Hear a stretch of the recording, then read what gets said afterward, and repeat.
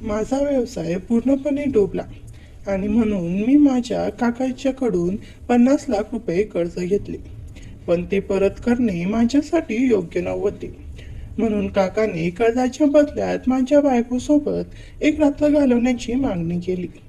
नाईलाजाने मी माझ्या बायकोला एक रात्रीसाठी तयार केले आणि मी शेजारच्या खोलीत लपून बसलो. थोडा वेळ गेला आणि मी त्यांच्या खोलीत डोकावून पाहिले. जसं माझ्या काकाने माझ्या बायकोचा हात पकडला. माझ्या कपावर घाम फुटला, कारण माझी बायको माझ्या काकाच्या मिठीत होती. काकाने दरवाजा आतून बंद केला आणि ज्योतीच्या बाजूला येऊन बसला. मला आता काय करू काय नको असं झालं. काकाने तिला मिठी मारली आणि पापी घ्यायला लागला. अर्धा पाऊण तास तो हेच करत होता. काका उठला आणि बोलला, तुझ्यासाठी एक सरप्राईज आहे. ज्योती खाली मान घालून बसली होती. मग काका पूर्ण मोकळा झाला. समोरचं दृश्य पाहून ज्योतीला तर, मित्रांनो, तुम्हाला माहीत आहे का, एका अस्सल माणसासाठी सर्वात कठीण गोष्ट म्हणजे कोणती असते? स्वतःच्या बायकोचा सौदा करणे. आणि आज मी ही अत्यंत वेदनादायक गोष्ट करण्यास भाग पडलो होतो. माझ्या डोळ्यांसमोर माझी बायको उभी होती. काळ्या रंगाच्या रेशमी साडीत एक अप्रतिम मोहकतेचा अवतार. तिचे लांब सडक मोकळे केस, तिचा शुभ्र गोरा रंग नेहमीच माझे भान हरपून टाकायचे. पण आज तिचे सौंदर्य, तिचा साज शृंगार दुसऱ्यासाठी होता. आणि त्याहून मोठा आघात म्हणजे मी हे जाणून होतो, कारण हे सर्व काही करायला मीच तिला परवानगी दिली होती. मी एक नजर तिच्या सौंदर्यावर टाकली आणि ताबडतोब माझी नजर झुकली. त्या क्षणी माझ्या हृदयावर काय काय घाव उमटत होते हे त्यावेळी फक्त मलाच ठाऊक होते. बाहेर माझ्या काकाची गाडी उभी होती आणि त्याचा ड्रायव्हर माझ्या बायकोच्या येण्याची वाट पाहत होता, तिला हॉटेलच्या खोलीपर्यंत पोहोचवण्यासाठी. आजची रात्र कदाचित माझ्यासाठी एखाद्या प्रलयासारखी ठरणार होती. पण सकाळचा सूर्य मला सर्व कर्जापासून मुक्त करू शकतो असे वाटत होते. तरी सुद्धा आजची रात्र काहीच गेल्या संपत नव्हती. जशी रात्र वाटत गेली तशी माझी अवस्था अधिकच वाढू लागली. मला असे वाटले होते की मी श्वासही घेऊ शकत नाही. माझ्या डोळ्यांसमोर फक्त माझ्या बायकोचे सुंदर निरागस रूप होते. तिचे अश्रूंनी भरलेले डोळे मला स्पष्ट दिसत होते. माझ्या कानात माझ्या काकांच्या खोट्या आशाने भरलेली हसण्याची ध्वनी येत होती आणि त्याचबरोबर माझ्या बायकोचे कातर वेळेतील हुंकार ऐकू येत होते. माझ्या मनात एक वादळ सुरू होते. ही रात्र मी कशी सहन करावी? माझ्या हृदयाची धडधड वाढली. मी ताबडतोब उठून उभा राहिलो. माझे हात थरथरत होते. मेंदू फुटेल की काय असे वाटत होते आणि माझे ओठ कोरडे पडले होते. माझ्यासाठी सर्वात असह्य गोष्ट म्हणजे माझ्या बायकोला कोण्या दुसऱ्यासोबत पाहणे. हे सहन करणे माझ्या रक्तात नव्हते. म्हणूनच मी घराबाहेर पडलो आणि थेट हॉटेलच्या दिशेने निघालो. जशी मी हॉटेलच्या जवळ जात होतो तशी माझ्या काळजात धडधड अधिकच वाढत गेली. माझ्या डोळ्यांसमोर फक्त काळोख होता. माझ्या मनात इतका संताप दाटला होता की मला वाटू लागले होते आपल्या काकाचा खून करावा. कर्जबाजारी मी आधीच होतो, पण कदाचित आता मी खुनीही बनलो असतो. पण मी माझी इज्जत, माझे आत्मसन्मान कधीच गमावू शकत नव्हतो. मी हॉटेलवर पोहोचलो आणि रिसेप्शनवर जाऊन काकाच्या खोलीचा नंबर विचारला. रिसेप्शनिस्ट एक विचित्र हसू करत म्हणाली, त्यांनी आजच्या रात्रीसाठी खास गोल्डन लाईट नावाची प्रीमियम रूम बुक केली आहे आणि ऑर्डर दिली आहे की त्यांना कोणीही डिस्टर्ब करू नये. माझ्या काकांच्या ड्रायव्हरने मला थोडे पैसे ॲडव्हान्स म्हणून दिले होते. मी त्या क्षणीच निर्णय घेतला. मला त्या रूमच्या शेजारी खोली हवी. त्या क्षणी माझी अस्वस्थता इतकी वाढली होती की शब्दांमध्ये ती व्यक्त करणेही कठीण होते. रिसेप्शनमध्ये खोलीची चावी माझ्यासमोर ठेवली आणि माझ्या पुढील निर्णयाने माझे जीवन कायमचे बदलणार होते. आणि मी त्या खोलीच्या शेजारील खोलीत शिरलो. दोन्ही खोल्यांच्या गॅलऱ्या वेगळ्या होत्या. मध्ये फक्त एक भिंत होती, पण माझ्यासाठी ती भिंत काही मोठी अडचण नव्हती. मी हळूहळू पलंगाच्या आधार घेत भिंतीवर चढलो आणि माझ्या काकाने बुक केलेल्या स्पेशल रूमच्या गॅलरीत पोहोचलो. त्यावेळी माझ्या खिशात एक धारदार वस्तू होता. मी ठरवले होते, आज मी त्याला सोडणार नाही. त्याचे काहीही परिणाम झाले तरी मला पर्वा नव्हती.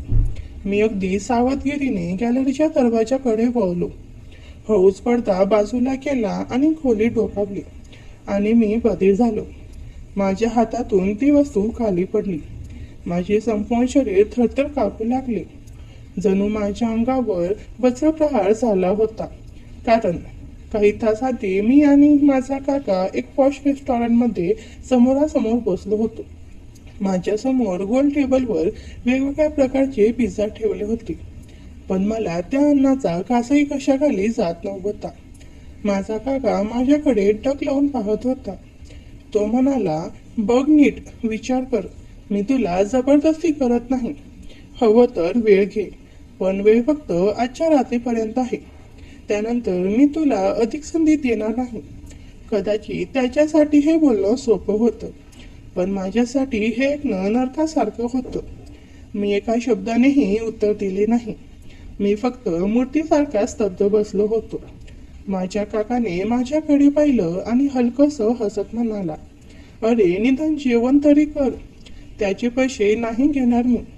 तो हसत होता, पण मला त्या हास्यात विष दिसत होतं.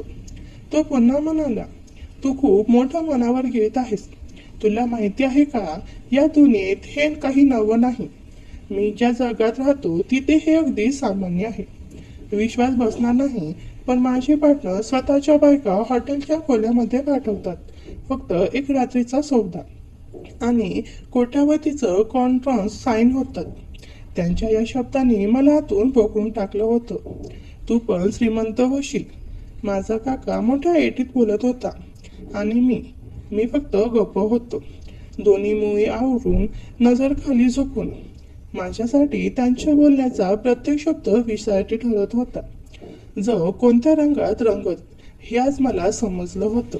माझा काका मजा घेत पिझ्झा खात होता आणि माझ्या जीवाची घालमेल सुरू होती. कधी काळी मी अभिमानाने म्हणायचो, ज्या पुरुषात आत्मसन्मान नाही त्याला पुरुष बनवण्याचा हक्क नाही. पण आज मी स्वतःच्या कानाने माझ्या पत्नीविषयी जे ऐकत होतो ते माझ्यासाठी मृत्यूच्या समान होतं. मी पहिला नव्हतो, पण कदाचित मी शेवटचा असेल. मी अनेक अशा स्त्रिया पाहिल्या होत्या ज्या मजबुरीपोटी स्वतःला विकतात, पण मी कदाचित पहिलाच नवरा होतो जो स्वतःच्या पत्नीचा सौदा करायला निघाला होता. माझी पत्नी राधिका एक सात्विक स्त्री. ती सदैव ईश्वराच्या भक्तीत मग्न राहायची. आतापर्यंत माझ्याशिवाय तिला कोणी स्पर्शही केला नव्हता. स्पर्श तर दूरची गोष्ट, कुणी तिला पाहिलेही नव्हते. माझ्या आठवणी जिवंत झाल्या. आम्ही एखाद्या लग्नाला जायचो तेव्हा ज्योती नेहमी घुंगट ओढून ठेवायची. मी तिला हसत विचारायचो, तू स्वतःला इतकं का लपवतेस? इतर बायका तयार होऊन येतात, मेकअपने सुंदर दिसतात, पण तू तशीच अप्रतिम आहेस. मी तिला छेडायचो. माझी इच्छा होती की तू खुलून तयार हो, जेणेकरून सगळ्या बायका तुझ्याकडे बघत राहतील आणि म्हणतील, विशालची बायको किती सुंदर आहे. ज्योती मला घट्ट मिठी मारून उत्तर द्यायची, विशाल, मी फक्त तुझ्यासाठी खास आहे. माझं सौंदर्य मी लोकांना दाखवून सामान्य का करू? माझं मन तर असं म्हणतं की मला तुझ्याशिवाय कुणीही पाहू नये. आजही तिचे ते शब्द माझ्या कानात घुमत होते.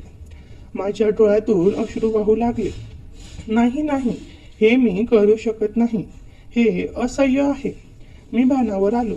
माझा काका ज्याने पिझ्झा तोंडाजवळ नेला होता तो एकदम थांबला. त्याने चकित नजरेने माझ्याकडे पाहिलं. मग तो हलकसं हसत म्हणाला, ठीक आहे, काही हरकत नाही. मग काढ माझे 50 लाख रुपये. त्याच्या बोलण्यात एक वेगळी थंडगार शांतता होती. मी सुन्न होऊन त्याच्याकडे पाहत राहिलो. माझ्या डोळ्यात अडकलेले अश्रू गालावर ओघळले. मी कधीच कमजोर नव्हतो. मी एक मजबूत मनाचा माणूस होतो. पण आज मी पूर्णतः तुटलो होतो. मी माझ्या काकांकडे पाहिले आणि म्हणालो, मला थोडा वेळ दे. इतक्या मोठ्या रकमेचा निर्णय मी एका रात्रीत नाही घेऊ शकत. तो थोडा हसला आणि म्हणाला, मी तुला आणखी वेळ देऊ शकत नाही. माझ्याकडे फक्त आजची रात्र आहे. तर तू माझ्या बोलण्याला होकार दे किंवा मग उद्यापर्यंत पैशाची व्यवस्था कर. मी सुन्न होऊन तिथून उठलो आणि बाहेर निघून गेलो. रात्र गडद होत होती आणि माझी विचारही हवे थंडगार झुळूक होती. पण माझ्या काळजावर दडपण इतकं वाढलं होतं की माझा श्वास घुसमटत होता. मला काहीच कळत नव्हतं. मी कसा घरी पोहोचलो? घड्याळात रात्रीचा 1 वाजला होता. मी दरवाजाची बेल वाजवली. क्षणातच ज्योतीचा आवाज आला. कोण? मी थरथरत म्हणालो, मी आहे, दरवाजा उघड. क्षणा दरवाजा उघडला. ज्योतीने मला पाहताच विचारलं, तुम्ही कुठे होतात? मी तुमची वाट पाहत होती. मी काय उत्तर देणार? मी तिला सांगणार होतो का की मी माझ्या आत्मसन्मानाचा सौदा करण्याच्या उंबरठ्यावर उभा होतो. मी गप्प राहिलो.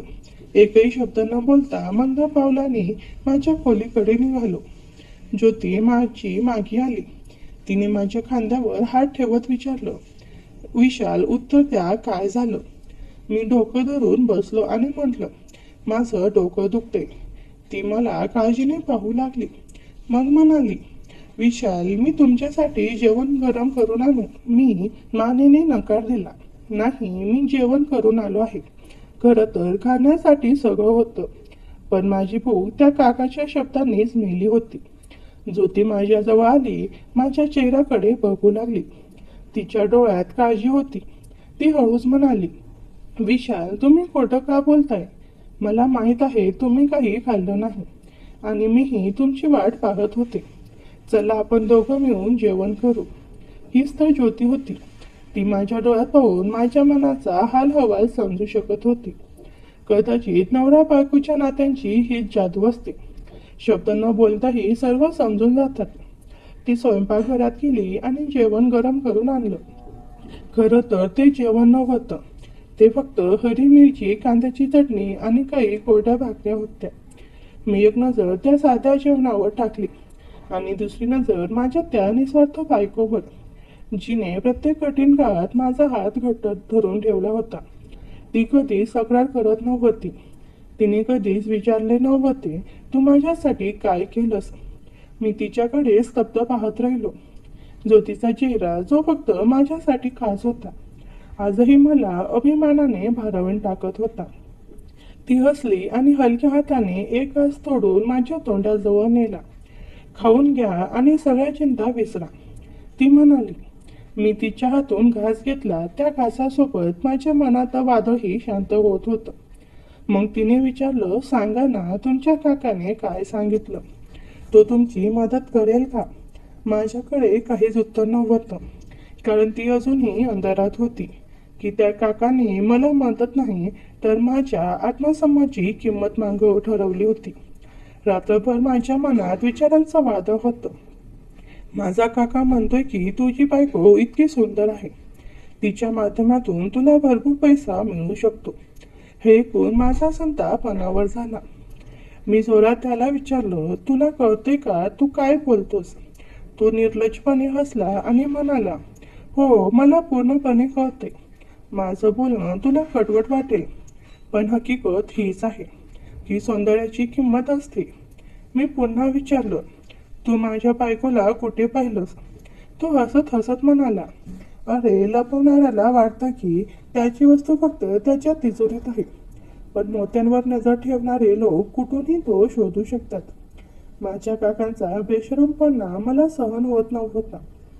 तो पुढे म्हणाला, तू खूप विचार करू नकोस, फक्त होकार दे. मी बाकीची पार्टीशी बोलतो. फक्त काही रात्रीचा सौदा आहे. तुझं कर्जही फिटेल आणि तुला श्रीमंतीही मिळेल. मी जर कर्जबाजारी नसतो तर त्या क्षणी त्याचा गळा पकडून त्याला ठेचून काढलं असतं.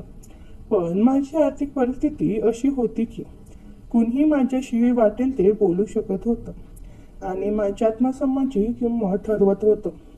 त्या रात्री मी कसाबसा झोपलो, पण पहाटेच अचानक कोणीतरी जोरात दरवाजा ठोठावू लागलं. मी घाबरत उठलो. ज्योतीही चकित होऊन उठली. तिने विचारलं, विशाल, हे कोण आहे? मी काय बोलणार. तेवढ्यातच पुन्हा दरवाजा ठोठावला गेला आणि एक अनोखी आवाज ऐकू आला. दरवाजा उघडा, लगेच उघडा. मनात भीती दाटून आली होती. हा कोण होता? कोणत्या वादासोबत आजचा दिवस सुरू होणार होता? रात्रभर मी विचारांच्या कात्रीत होतो. मी आणि ज्योती अंधारात गप्प होतो, पण आमच्या मनात वाद उठले होते आणि पहाटेच दरवाजावर जोरजोरात थडथड झाली. मी पटकन उठलो. गेट उघडल्यावर समोर माझा काका उभा होता. त्याच्यासोबत पोलीस गाडी, एक ऑफिसर आणि काही हवालदारही होते. काकाने अधिकाऱ्याला सांगितले, या माणसाने माझे पैसे नाही दिले. हे दिवाळखोर झाले आहे. त्याच्याकडे आता एक पैसाही उरला नाही. तुम्ही याला ताबडतोब अटक करा आणि तुरुंगात टाका. पोलीस मला हातकडी घालू लागले. तेवढ्या ज्योती गेटवर आली. तिने हात जोडले आणि म्हणाली, देवासाठी माझ्या नवऱ्याला अटक करू नका. तो अपराधी नाही. बस थोडीशी वेळ द्या. तुम्ही तुमची संपूर्ण रक्कम फेडू. माझा काका हसत म्हणाला, मी तर खूप सोपी ऑफर दिली होती, पण तुझ्या नवऱ्याने ती नाकारली. त्याला ती मान्य नाही. आता त्याच्याकडे काही नाही. तू सांग, तू माझे पैसे फेडशील का? ज्योतीने डोळ्यात पाणी आणून उत्तर दिलं, मी लोकांच्या घरी कामाला जाऊन महिन्याने तुमची रक्कम परत करेन. माझ्या काकाने कपावर आटा आणल्या आणि हसून म्हणाला, 50 लाख आहेत, 50,000 नाहीत. लोकांच्या घरी जाऊन ही रक्कम फेडायला तुझ्या 7 जन्माचा वेळ लागेल. मग त्याने पोलीस निरीक्षणाकडे बोर्ड दाखवून सांगितलं, इन्स्पेक्टर, याला तुरुंगात टाका. मी तयार आहे. हे कोण? ज्योती धावतच घराबाहेर आली. तिने आपल्या दुपट्टा चेहऱ्यावर घट्ट लपेटला होता आणि ती थेट माझ्या काकासमोर जाऊन उभी राहिली आणि तिने हलक्या आवाजात काहीतरी पुटपुटलं. माझ्या पायाखाली जमीन सरकली. पोलीस हवालदारही एकमेकांकडे पाहू लागले, कारण ज्योतीने जे म्हटलं ते ऐकून मी थरथरलो. मी तयार आहे. पाठी झाप. मी विशालला मनवेल. तो तुमची अट मान्य करेल. फक्त भगवानसाठी त्याला पोलीस स्टेशनमध्ये घेऊन जाऊ नका. ज्योतीच्या या विनंतीवर माझ्या काकाने पोलिसाला इशारा केला आणि ते परत आपल्या गाडीत जाऊन बसले. माझा काका हसत म्हणाला, चला आज जाऊन चर्चा करूया. तो घरात आला. त्याच्या मागोमाग मी आणि ज्योती देखील आत गेलो. पण यावेळी तो माझ्याशी बोलण्याऐवजी थेट ज्योतीकडे बघून बोलू लागला. तो म्हणाला, मी तर आधीच विशालला सांगितलं होतं की मधला मार्ग स्वीकारा, तुमचं भलं होईल. पण हा तर मोठा स्वाभिमानी निघाला. पैशाच्या बाबतीत मी खूपच निस्वभावाचा माणूस आहे. माझं नुकसान मला सहन होत नाही. ज्योती लाजत म्हणाली, तुम्हाला नेमकं काय हवं आहे? त्याचा घाणेरडा भरलेला चेहरा अचानक हास्याने फुलून गेला. त्याने ज्योतीला वरून खालपर्यंत लाळगोट्या नजरेने पाहिलं. ते पाहून माझ्या शरीरात रक्ताऐवजी आग धावायला लागली. तो हसत म्हणाला, तुमच्या पतीला काय करायचं हे त्याला सांगायचं आहे का? की तुम्ही स्वतः माझ्या अटी मान्य कराल? मी संतापून त्याला मध्ये चढवलं. माझी बायको काहीच करणार नाही. तू इथून चालता हो. जे काही करायचं असेल ते कर. पोलिसाला घेऊन ये किंवा कोर्टात जा. ज्योतीच्या डोळ्यातून टपुऱ्या अश्रूचा वर्षाव सुरू झाला. ती म्हणाली, विशाल, मला निर्णय घ्यायला द्या. मी तुम्हाला तुरुंगात जाताना पाहू शकत नाही. मी तिला थांबवण्याचा प्रयत्न केला, पण ती आतल्या खोलीत धावत गेली. त्या दिवशी माझ्या बायकोने माझा आत्मसन्मान विकला होता. माझा काका म्हणाला, जर तुझी बायको तयार असेल तर मला सांग, नाहीतर मी पुन्हा पोलीस घेऊन येतो. हे बोलून तो घराबाहेर निघून गेला. मी खोलीत बसून सुन्न झालो होतो. ज्योती देखील 2 तास खोलीत बंद होती. 2 तासांनी ती बाहेर आली. तिच्या डोळ्याखाली मोठमोठे अश्रू डाग स्पष्ट दिसत होते. ती माझ्यासमोर येऊन बसली आणि हळू आवाजात म्हणाली, विशाल, तुम्ही काकाला होकार द्या. मी आश्चर्यचकित होऊन तिच्याकडे पाहत राहिलो. ज्योतीकडून हे उत्तर मला कधीच अपेक्षित नव्हते. मी थरथरत म्हणालो, ज्योती, हे मी सहन करू शकत नाही. मला त्या परीक्षेची अग्नी टाकू नको जी मी कधीच देऊ शकत नाही. ज्योती रडतच म्हणाली, विशाल, एक रात्रीची तर गोष्ट आहे. नंतर सर्व काही ठीक होईल. त्यानंतर आपण इथून लांब कुठेतरी निघून जाऊ. याचा मला खूप राग आला. मी जोरात आवाज करत म्हणालो, जे होईल ते मी भोगायला तयार आहे, पण मी तुला त्या माणसाला हात सुद्धा लावू देणार नाही. दीपाली म्हणाली, जर तुम्ही जेलमध्ये गेलात तर माझं काय होईल? मी एकटी घरात असताना सुरक्षित राहीन का? तिच्या शब्दात सत्य होतं. मी थोडा शांत होत विचार केला. मी जेलमध्ये गेलो असतो तर मागे ती वाटेल त्या वासनीच्या भुकेला नजरांच्या टोकड्यांची शिकारी झाली असती. माझ्या काळजात दाह होत होता. माझ्या मर्दागिनीची स्वाभिमानाची हत्या माझ्या समोरच होत होती. पण दुसरा कोणताच मार्ग शिल्लक नव्हता. मी परेशान होऊन काकाला फोन केला आणि म्हणालो, मला तुझी अट मान्य आहे.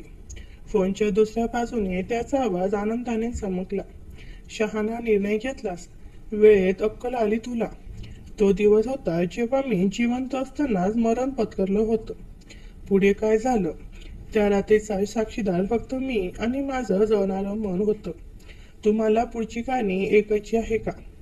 त्याने दुसऱ्या दिवशीच आपल्या ड्रायव्हरच्या हातून झगमगत्या महागडा जोड माझ्या बायकोसाठी पाठवला होता. तो जोड घालून ज्योतीला त्याच्या ड्रायव्हर सोबत हॉटेलला एका खोलीत जायचं होतं. मी स्वतःला खूप सावरलं, पण तिच्या जाण्यानंतर माझ्या मनाला क्षणभरही चैन पडत नव्हतं. मी लगेच रूप बदलून हॉटेलकडे धावत गेलो. माझ्या काकाने जे थोडेसे पैसे मला ॲडव्हान्सला दिले होते ते मी तिथेच वापरले आणि त्याच्याच रूमच्या शेजारची खोली बुक केली. रूमला एक छोटीशी गॅलरी होती, जिथून मी हळूच आत टोकावलं आणि जे पाहिलं ते बघून माझं होशच उडाले. माझी बायको माझ्या काकांच्या मिठीत होती. काकाने दरवाजातून बंद केला आणि ज्योतीच्या बाजूला येऊन बसला. मला आता काय करू काय नको असं झालं. काकाने तिला मिठी मारली आणि पापी घ्यायला लागला. अर्धा पाऊण तास तो हेच करत होता. काका उठला आणि बोलला, तुझ्यासाठी एक सरप्राईज आहे. ज्योती खाली मान घालून बसली होती. मग काका पूर्ण मोकळा झाला. समोरचं दृश्य पाहून तर ज्योतीला चक्कर झाली आणि ती खाली पडली. काकाची भावना खूप दाटून आली होती. ती माझ्यापेक्षा दुप्पट मोठी होती. काका या वयातही माझ्यापेक्षा जवान दिसत होते. काकाने बिस्लेरीतून हातात पाणी घेतलं आणि ज्योतीच्या तोंडावर शिंपलं. ज्योती उठली आणि एकटक पाहू लागली. काका म्हणाला, ज्योती काय दिसतंय तुम्ही? काकाची भावना आता दाटून आली होती. पण ज्योतीला अचानक काय झाले मला समजलंच नाही. अचानक ज्योती म्हणाली, आता वेळ नको घालू. एवढं बोलून ज्योतीने काकांना उठवलं आणि हात पकडून सोफ्यावर घेऊन गेल्या. मला काही सुचत नव्हते. ज्योतीचे हे वागणं बघून मी वेडाच झालो होतो. मी काकांनी तिथेच तिला पाडलं आणि त्याचे व्यक्तिमत्व बघू लागला. तेवढ्या ज्योती बोलली, अरे दिनाता सुंदर वेळचा अनुभव का तरवतोस? मग काकाने तिची भावना त्याच्या जीवनात टाकली आणि सुंदर वेळचा अनुभव देऊ लागला. काही मिनिटात ज्योतीने जीवनातून रंग सोडला आणि ज्योती बोलली, काकासाहेब थांबू नका, सुंदर वेळचा अनुभव देत राहा. मित्रांनो, मला काही समजत नव्हते की ज्योती असं का करत आहे. मग काका सुंदर वेळचा अनुभव देत राहिला आणि ज्योती तिला साथ देत राहिली. काही वेळाने काका म्हणाले, ज्योती माझं होणार आहे. ज्योती म्हणाली, तू थांबू नको, जीवनातच रंगाच्या पिचकाऱ्या सोड. मी पुढे बघून घेईल. पण काकाचं सुंदर वेळचा अनुभव देत असताना रंग कधी सुटला हे त्यांनाही कळालं नाही. तरीही तो सुंदर वेळचा अनुभव देतच होता. तिला फार दिवसानंतर अशी स्त्री मिळाल्यामुळे तो पण खूप वेडा झाला होता.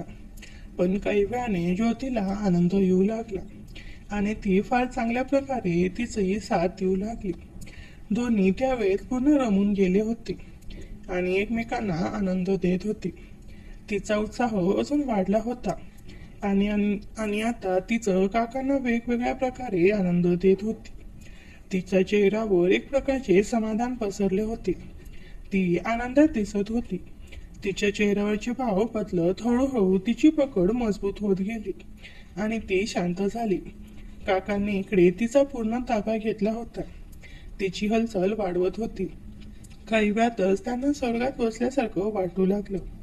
ते क्षण जवळ येत काकाचा पान फुटला आणि काकाने तिच्या जीवनात आनंदाचे रंग उडवू लागले. ज्योतीला स्वर्गात तरंगत असल्यासारखं वाटू लागलं. डोकं एकदम हलकं हलकं वाटू लागलं. मनावरचं दडपण दूर होऊन एक प्रकारचं समाधान आणि सुख वाटत होतं. ज्योतीच्या चेहऱ्यावर अमानिक सुख आणि आनंद झळकत होता. ती शांत होऊन स्मित करत होती. ज्योतीने काकाच्या केसावरून प्रेमाने हात फिरवला आणि म्हणाली, खरंच काकाश्री, आज मला तू जीवनातलं अप्रतिम सुख दिलं आहेस. असं सुख आणि समाधान मला आजपर्यंत मिळालं नाही. हे शब्द ऐकून मला स्वतःची लाज वाटू लागली. मी फक्त पुत्रासारखा पाहत होतो आणि ती त्याच्याशी हसत हसत बोलत होती आणि म्हणाली, मी तर समजत होते की तुला पुन्हा कधी पाहायला मिळणार नाही. विशाल खूपच भोळा आहे ना, म्हणून मला त्यांच्यासमोर चांगल्या आणि समजूतदार बायकाचं नाटक करावं लागलं. ज्योतीच्या तोंडातून हे शब्द ऐकून माझी पायाखालची जमीनच सरकली. माझा काका तिचा कमरेला घट्ट धरत हसत होता. तो म्हणाला, माझ्या हुशारीचं हे फळ आहे. त्याच्याकडून सगळे पैसे हिसकावले. आता बायकोही माझीच झाली. माझ्या मनातली सगळी भावना त्या क्षणी मरण पावली. त्या गाढव काकाने मला दोन्ही बाजूने लुटलं होतं, धनानेही आणि बायकोनेही. मी थरथरत होतो. माझा मेंदू सुन्न झाला होता. त्या हॉटेलच्या गॅलरीत मी पाहत होतो.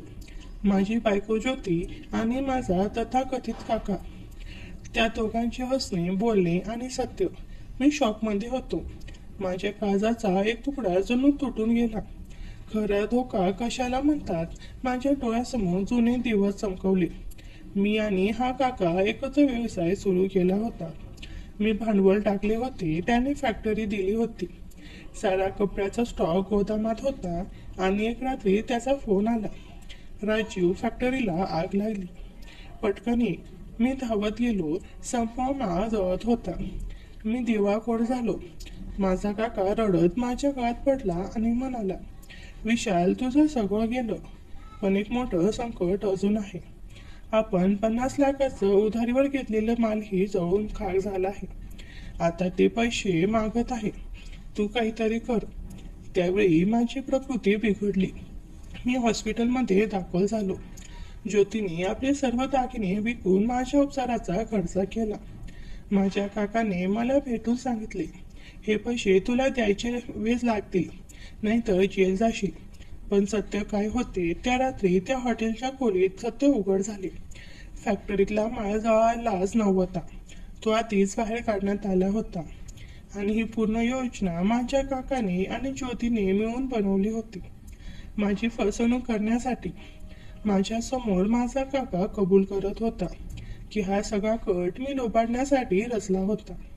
माझ्या हातात मोबाईल होता. मी त्या दोघांची संपूर्ण कबुलीची व्हिडिओ क्लिप बनवली आणि पोलिसांकडे न जाता डायरेक्ट माझ्या काकूकडे गेलो आणि व्हिडिओ दाखवत काकूंना सगळं प्रकरण सांगितलं. काकूंना पण काकांवर खूप राग आला. काकू दिसायला खूप सुंदर होती आणि काका काकूंवर खूप प्रेम करत होते, हे मला माहीत होतं. म्हणून मी काकांच्या डोळ्यासमोर काकू पण तयार होती. काका माझ्या बायकोला घरी घेऊन आला तेव्हा मी पण काकूंना. पुढची कथा भाग 2 मध्ये सांगणार आहे.